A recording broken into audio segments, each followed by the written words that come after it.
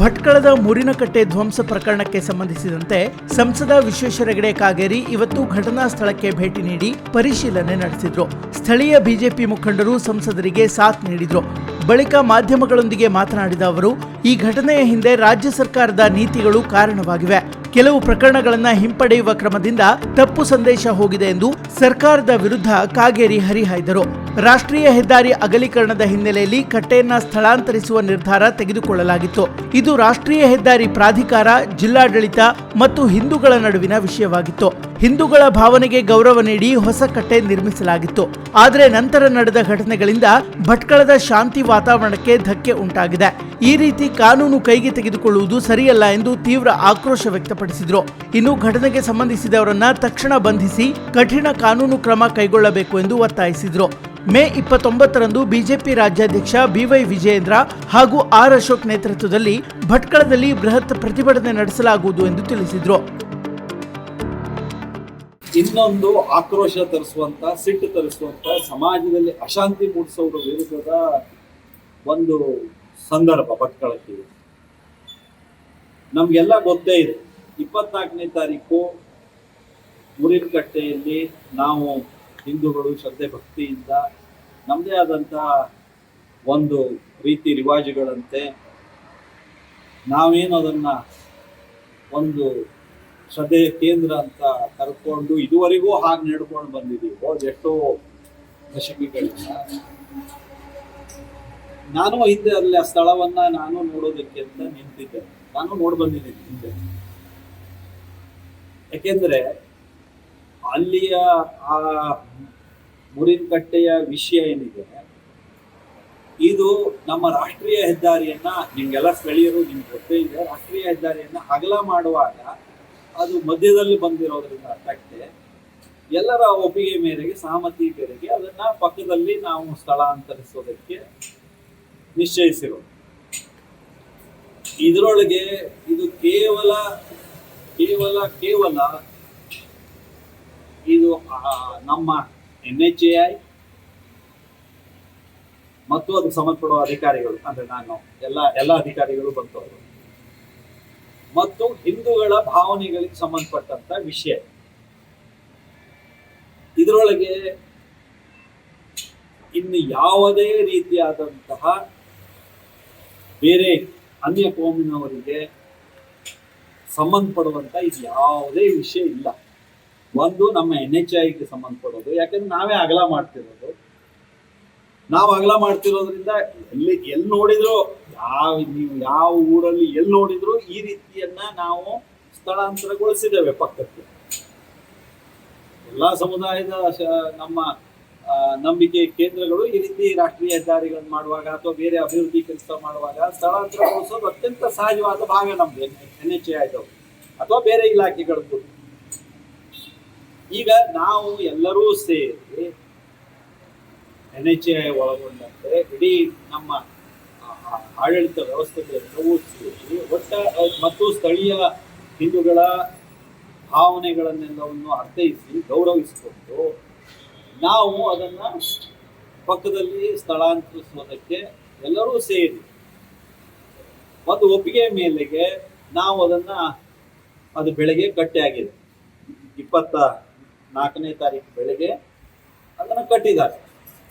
ಕಟ್ಟೋ ಸಂದರ್ಭದಲ್ಲಿ ಯಾರದ್ದು ವಿರೋಧ ಇರಲಿಲ್ಲ. ಕೊನೆಯ ಹಂತಕ್ಕೆ ಒಂದು ಸಣ್ಣ ವಿರೋಧದ ಮಾತು ಬಂತು ಕೆಲವು ವ್ಯಕ್ತಿಗಳಿಂದ ಬಂದಿದ್ದೆ.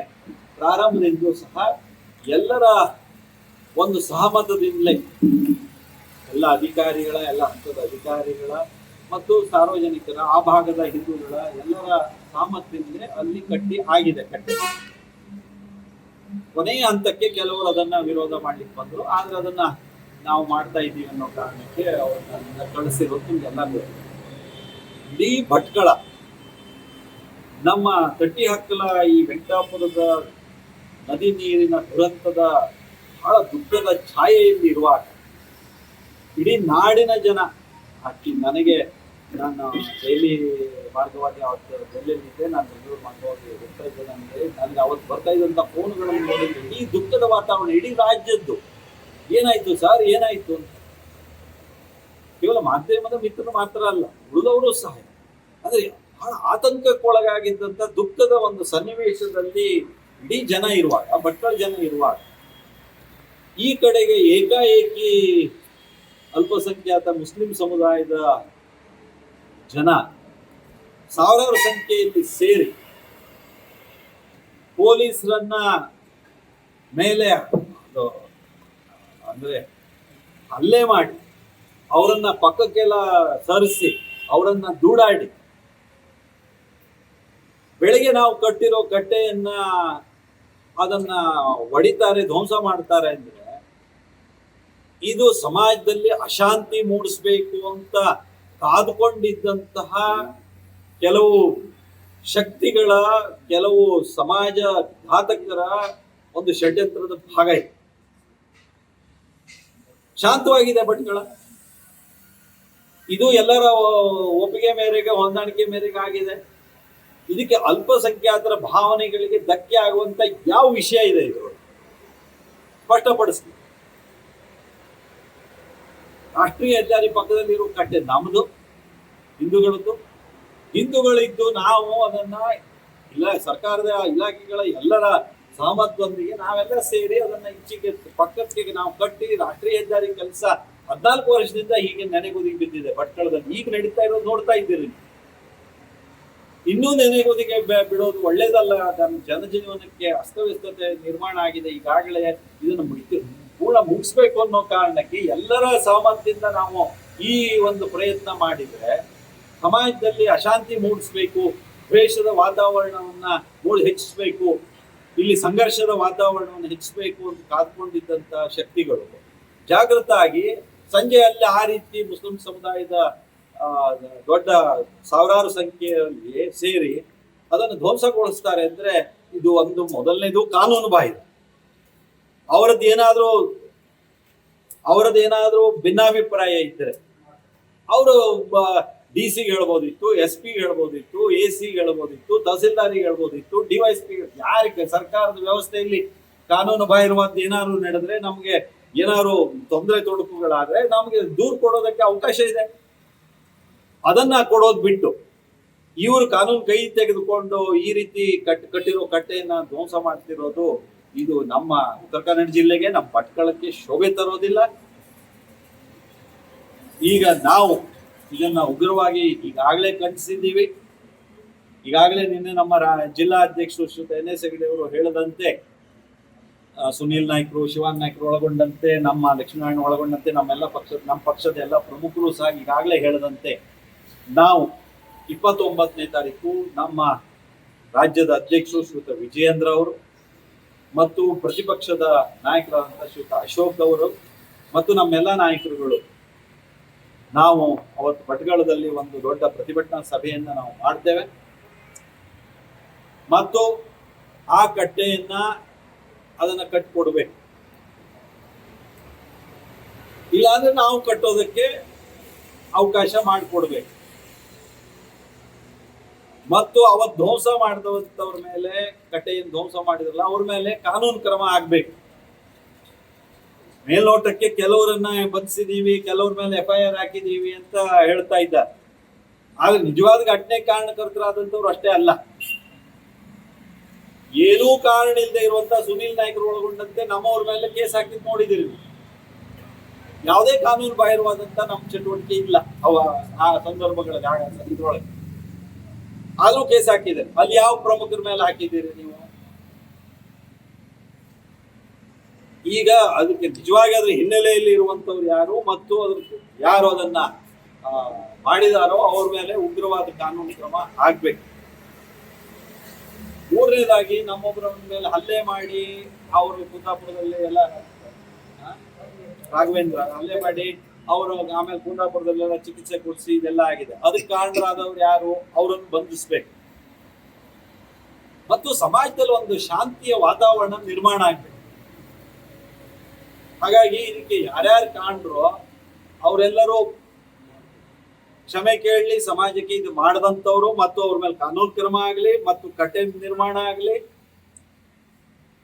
ಅನ್ನುವಂತ ಆಗ್ರಹವನ್ನ ನಾವೆಲ್ಲ ಇವತ್ತು ಮಾಡ್ತಿದ್ದೇವೆ. ಸಂಸತ್ನಾಗಿ ನಾನು ಇವತ್ತು ಮಾಡ್ತಿದ್ದೇನೆ ಮತ್ತು 29ಕ್ಕೂ ನಾವೆಲ್ಲ ಸೇರಿ ನಾವು ಮಾಡ್ತಾ ಇದ್ದೇವೆ. ನಾನು ಆಗಲೇ ಹೇಳಿದೆ, ಸಂಬಂಧಪಡುವಂಥವ್ರು ಹಿನ್ನೆಲೆಯಲ್ಲಿ ಮತ್ತು ಅವತ್ತಿನ ಪ್ರತ್ಯಕ್ಷವಾಗಿದ್ದವ್ರನ್ನೆಲ್ಲ ಕಠಿಣ ಕ್ರಮ ಆಗಬೇಕು ಅಂತ. ನಮಗೆ ಈ ರೀತಿ ನಾವುಗಳು ಒಂದೊಂದೇ ಹೇಳ್ತಾ ಹೋದ್ರೆ ಒಂದು 10 ಇದೆ. ಅಂದ್ರೆ ಅವ್ರು ಕ್ರಮ ತೆಗೆದುಕೊಳ್ಳೇಬೇಕಾಗಿದ್ದು ತೆಗೆದುಕೊಳ್ಳದೇ ಇರೋ. ನಾನು ಇನ್ನೂ ಒಂದು ಮಾತನ್ನ ಬಹಳ ಆಗ್ರಹಪೂರ್ವಕವಾಗಿ ಹೇಳ್ತೇನೆ. ರಾಜ್ಯ ಸರ್ಕಾರದ ನಮ್ಮ ಜಿಲ್ಲಾ ಉಸ್ತುವಾರಿ ಸಚಿವರ ಕ್ಷೇತ್ರ ಇದೆ. ಉಸ್ತುವಾರಿ ಸಚಿವರು ಇದೆಲ್ಲವೂ ಅವ್ರ ಗಮನದಲ್ಲಿ ಇದ್ದೇ ಇದೆ. ಇದೆಲ್ಲದಕ್ಕೂ ಅಗತ್ಯವಾದ ಕ್ರಮವನ್ನ ಕಟ್ಟುನಿಟ್ಟಾಗಿ ತೆಗೆದುಕೊಳ್ಳೋದಕ್ಕೆ ಅಂದ್ರೆ ಸೂಚಿಸಿದ್ರೆ ಈ ರೀತಿ ಘಟನೆಗಳು ಮುಂದುವರಿತಿರ್ಲಿಲ್ಲ. ಏನಾಗಿದೆ, ನಮ್ಮ ರಾಜ್ಯದ ಕಾಂಗ್ರೆಸ್ ಸರ್ಕಾರ, ಸಿದ್ದರಾಮಯ್ಯನವರು, ಡಿ ಕೆ ಶಿವಕುಮಾರ್ ನೇತೃತ್ವದಲ್ಲಿರೋ ಸರ್ಕಾರ ಅಪರಾಧಿಗಳಿಗೆ ರಕ್ಷಣೆ ಕೊಡ್ತಾ ಇದೆ. ಅವರು ರಾಷ್ಟ್ರದ್ರೋಹಿಗಳಿಗೆ, ಸಮಾಜಘಾತಕರಿಗೆ, ಭ್ರಷ್ಟರಿಗೆ ಈ ಸರ್ಕಾರದಿಂದ ರಕ್ಷಣೆ ಇದೆ ಅಂತ ಆಗಿದೆ. ಇದು ಇಡೀ ರಾಜ್ಯದ ಉದ್ದಗಲದಲ್ಲಿ ಈ ವಾತಾವರಣ ನಿರ್ಮಾಣ ಆಗಿದೆ. ಹಾಗಾಗಿ ನಾವು ಏನ್ ಮಾಡಿದ್ರು ನಡೆಯುತ್ತೆ ಅನ್ನುವಂಥದ್ದು ಈ ರೀತಿಯ ಮಾನಸಿಕತೆ ಇವರಿಗೆ ಎಲ್ಲರಿಗೂ ಬಂದಿದೆ. ಯಾಕೆಂದ್ರೆ ಗುಲ್ಬರ್ಗಾದಲ್ಲಿ ಆ ಕೇಸ್ ಹಿಂತಕೋತಾರೆ, ಹುಬ್ಬಳ್ಳಿ, ನಮ್ಮ ಡಿಜೆಹಳ್ಳಿ, ಬೆಂಗಳೂರಿನಲ್ಲಿ ಶಿವಮೊಗ್ಗದ ಕೇಸ್ ಹಿಂತಕೋತಾರೆ, ಮಂಗಳೂರು, ಅರೆ ಹಿಂದೂಗಳ ಮೇಲೆ ಆಗಿದ್ದ ಕೇಸು ದಿನಕ್ಕೆ ಜಾಸ್ತಿ ಮಾಡ್ತಾರೆ. ನಮ್ಮವರು ಎಲ್ಲೋ ಮಂಗಳೂರಿನಲ್ಲಿ ಎಲ್ಲೋ ಒಂದು ವಾಟ್ಸಪ್ ಇದ್ದು ನಮ್ಮವ್ರಿಗೆ ಫಾರ್ವರ್ಡ್ ಮಾಡಿದ್ರು ಅಂತ ನಮ್ಮವ್ರನ್ನೆಲ್ಲ ಹೇಳ್ಕೊಂಡು ಹೋದ್ರು, ಹಿಂದೂಗಳ ಹುಡುಗರನ್ನ. ಅಲ್ಲಿ ಎಲ್ಲೋ ಇವು ಫಾರ್ವರ್ಡ್ ಮಾಡಿದ್ವಿ ಅಂತ ಮಾಡಿದ್ದು ಇಲ್ಲ, ಮತ್ತೆ ಅಂತ ದೊಡ್ಡ ಅನಾಹುತ ಆಗೋದು ಅಲ್ಲ. ಆದ್ರೂ ಅಲ್ಲಿಂದ ಬಂದು ಇಲ್ಲಿಂದ ತಗೊಂಡೋದು.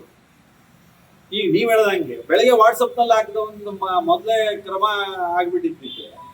ನನಗೂ ಅರ್ಥ ಆಗುತ್ತೆ, ಪೊಲೀಸರು ಅವತ್ತು ಆ ನೀರಿನಲ್ಲಿ ಮುಳುಗಿ ಆ ದುರಂತ ಸಂದರ್ಭದಲ್ಲಿ ಅವರು ಆ ಒತ್ತಡದಲ್ಲೂ ಇದ್ರು ಅನ್ನೋದು ಅರ್ಥ ಆಗುತ್ತೆ. ಆದ್ರೆ ಭಟ್ಕಳದಂತ ಸೂಕ್ಷ್ಮ ಪ್ರದೇಶದಲ್ಲಿ ಎಷ್ಟು ಜಾಗೃತವಾಗಿರ್ಬೇಕು ಅನ್ನೋದು ಮಹತ್ವ ಇದೆಯಲ್ಲ ಈ ರೀತಿ ನಡೆದಾಗ.